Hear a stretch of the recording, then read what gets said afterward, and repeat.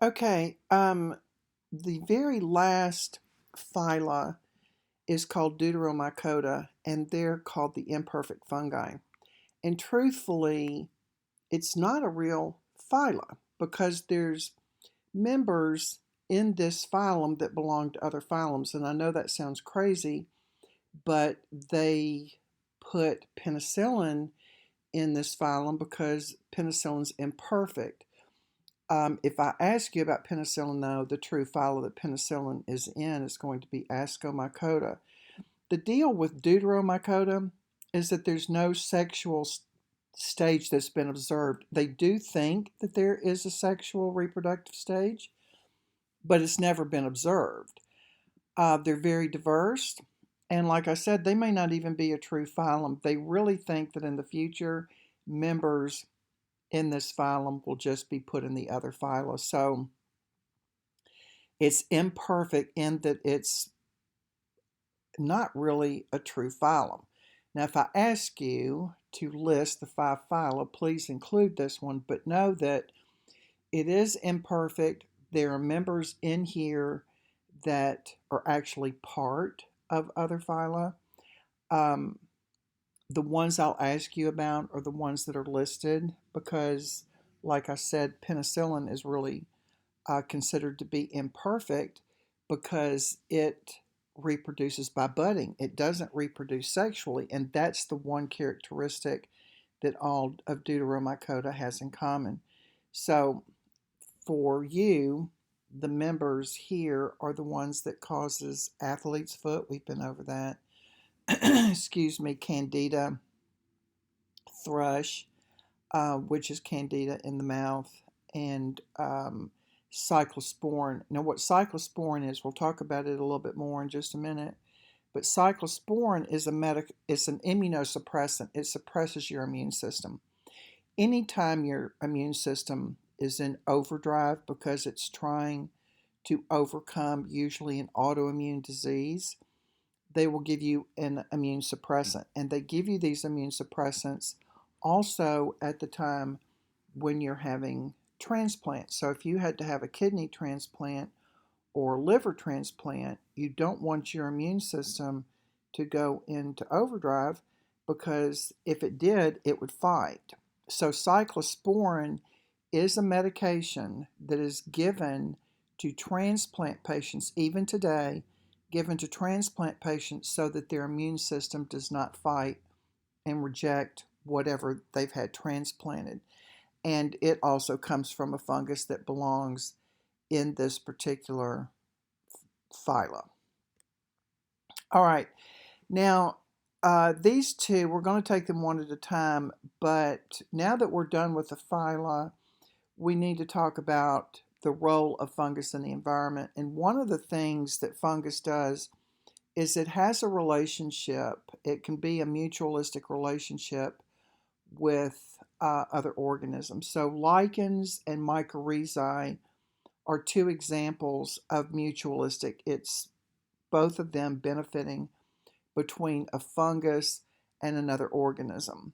Now, we know that mutualism is a type of symbiotic relationship where both of them are benefiting. So this is a positive outcome for both organisms involved.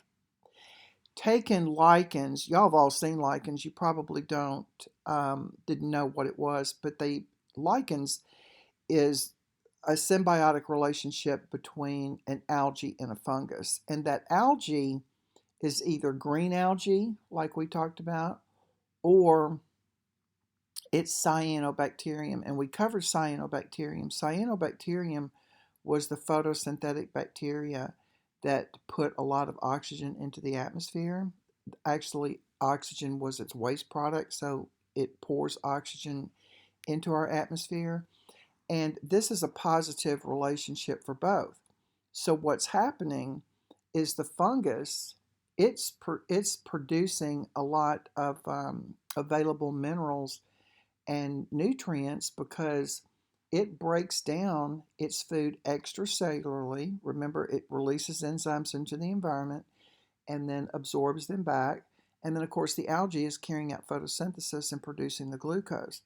So the algae is getting all of its nutrients and minerals from what the fungus is breaking down. The fungus is getting its glucose from the algae. So it's mutualistic. A lot of times you see these on the north side of the trees. They live in really harsh conditions, and you'll see part of it looks really green, and then it'll be with a partner that sort of looks brown and curly. Um, that's what a lichens is, and it's symbiotic. They need each other in order to survive. Here's a picture. I will not be putting this picture on your test, so don't worry about it. But it does show you what's happening here. So at the top, we have the hyphae. You can see the individual hyphae. And then there's a layer right along with that, just right below it, of the algae and the cyanobacterium. Now, the algae has to be high enough in this relationship to actually be able to perform photosynthetic processes because it has to absorb light rays. And then there's below that you have more hyphae that is going to extend down. In this case, it'll probably extend down into the tree. So this is a very close relationship where the hyphae is releasing the enzymes, absorbing back the minerals, and the algae is performing photosynthesis. There's about 25,000 species of lichens. The unique thing about them is they really only need light, air, and minerals to grow. And of course, they're getting the light from the algae carrying out photosynthesis, and the minerals are coming from the fungus. And they're found in the harshest environments because they depend on one another. If part of them, if the fungus were to die, then the whole lichens would die, and vice versa. If the algae would die, that they would die. But because they do have this mutualistic relationship, they can live in really harsh environments. So you do tend to see them in areas that can be really dry because they really don't need too much water. And you can see them in areas that are very cold. All right, in order to survive a drought, the lichens can actually dry out. It dries itself out and stops photosynthesis and becomes very brittle. And so when they say that they're a pioneer species in an area, when areas are wiped out, let's say they're wiped out because of a fire, or there's been a iceberg that now all of a sudden is a forest. Glacier Island is that way. It used to be a glacier, and now it's a forest. What happens is you have these pioneer species. That means they're the first ones to come back. So obviously something has to start growing in order for other things. Our big trees and bushes and things like that are going to be the last things to grow. So before even our mosses and ferns and some of our early plants can come in, we have to have something that starts it. And so lichens becomes one of those pioneer species. The spores are going to blow in, and that's where this all begins because spores are dispersed by wind and water. And so we have spores being blown in, and then we can have a new fungus arrive. And of course, we know that bacteria has been around forever. So it's if you've got bacteria living in an ecosystem, then you know that the ecosystem is capable of supporting life.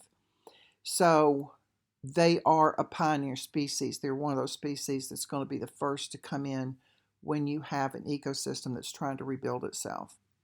They also are capable of trapping soil and fixing nitrogen, and we talked about that, how nitrogen needs to be pulled from the air and turned into ammonia, the nitrogen fixing bacteria, and that's what the cyanobacteria is. So they're able to do this, and from there they can colonize other plants. And of course, they're going to colonize. We're going to go from lichens, it'll go into mosses, and then it'll go into plants like ferns and other water plants that don't actually have a means of dealing with water. They have to be in water.